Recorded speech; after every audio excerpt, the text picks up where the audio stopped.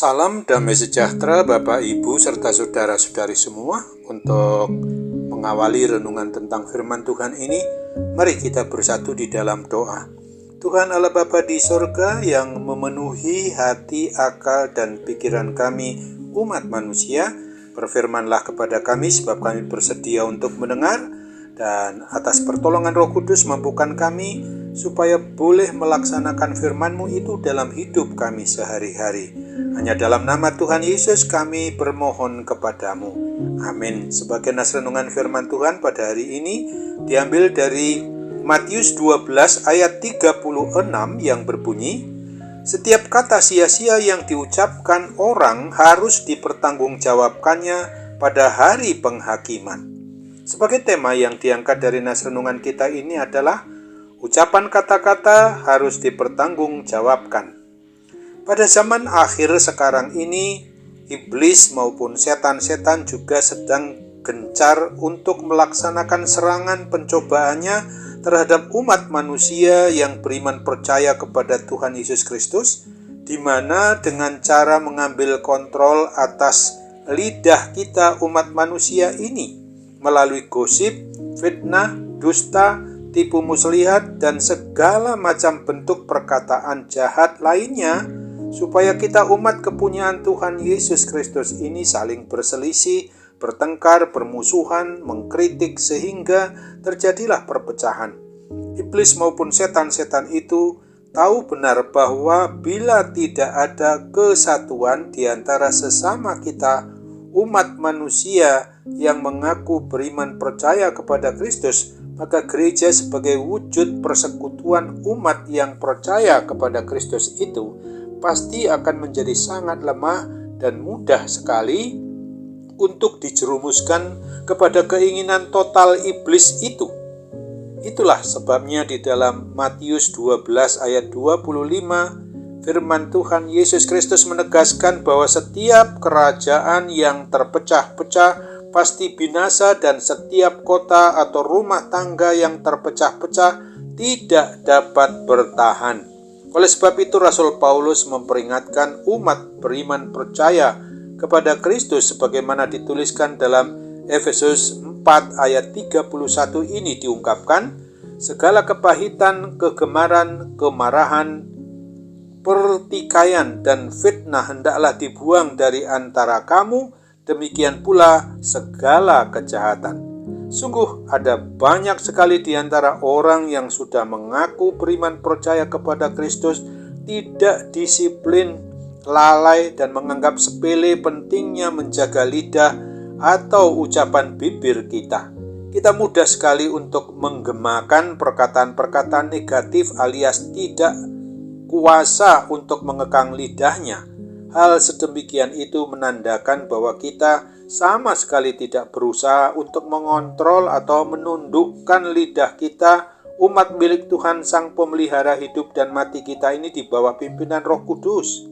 Oleh karena itu, tidak mengherankan meskipun umat Tuhan tampaknya rajin beribadah atau mungkin sudah terlibat secara aktif terus-menerus di dalam berbagai pelayanan gerejawi, tetapi pada saat yang sama kita masih saja suka menggosip, memfitnah, mengumpat, atau berkata-kata kasar tanpa merasa bersalah sedikit pun.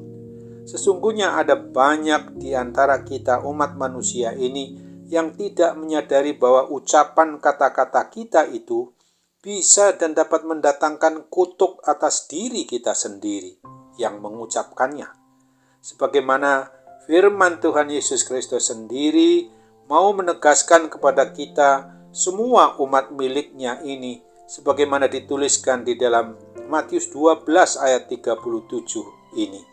"Karena menurut ucapanmu engkau akan dibenarkan, dan menurut ucapanmu pula engkau akan dihukum."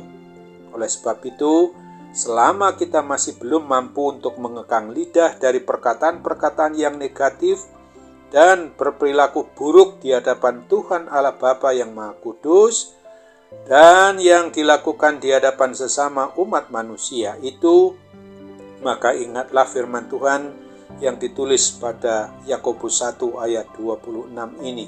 "Jikalau ada seorang menganggap dirinya beribadah tetapi tidak mengekang lidahnya, ia menipu dirinya sendiri, maka sia-sialah ibadahnya. Amin.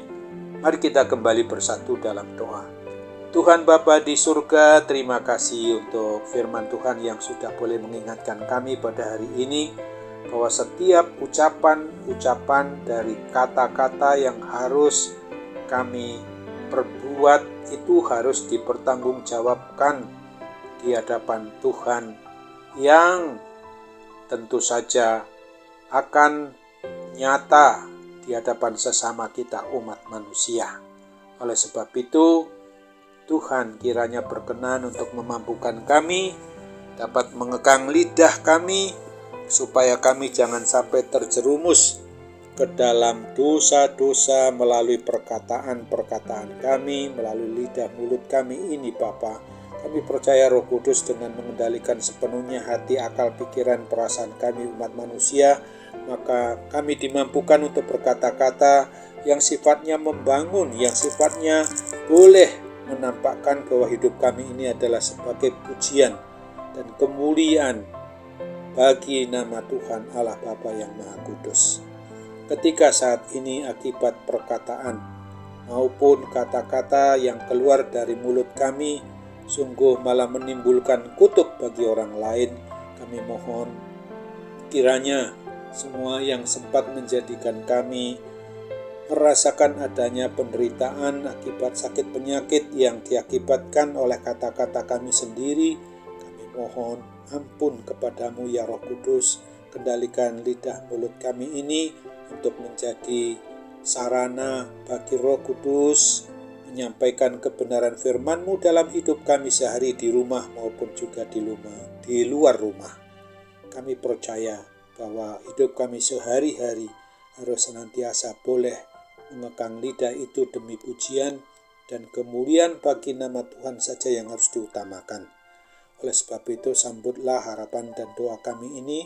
Dalam kerendahan hati kami bermohon dalam satu nama, jadilah kehendak-Mu, Tuhan Yesus Kristus, kiranya berkenan melengkapi menyempurnakan doa kami. Amin.